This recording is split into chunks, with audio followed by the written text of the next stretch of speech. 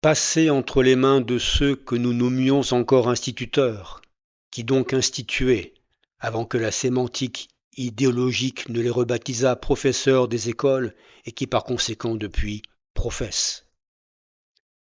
Instruits dans des écoles où, bien que républicaines, nous apprenions que notre histoire connut de grands rois, où, bien que publique, l'approche de Noël n'interdisait pas que fût évoquée la naissance du Christ.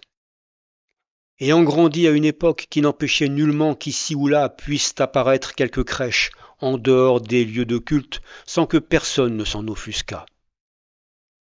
Enfant d'une génération qui connut de sombres heures et paya le tribut que l'on sait, afin que la France ne devienne province nationale socialiste et recouvre frontières et libertés.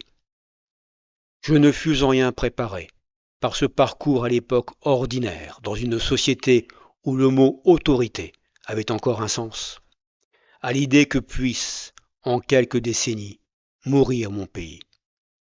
Et préparé, je ne le suis toujours pas.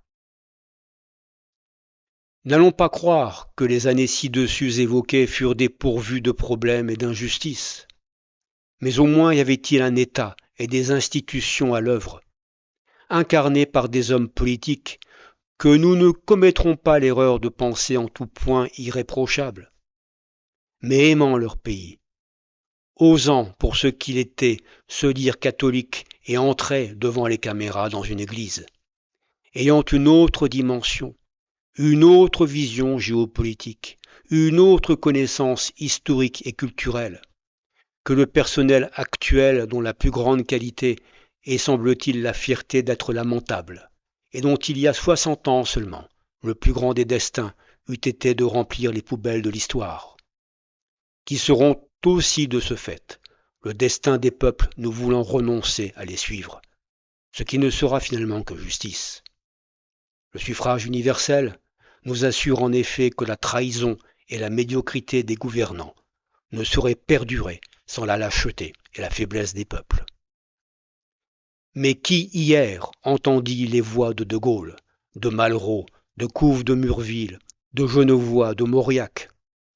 Qui hier vit une télévision naissante amener au salon Homère, Balzac, Hugo, Dumas, Eschyle et même les évangiles?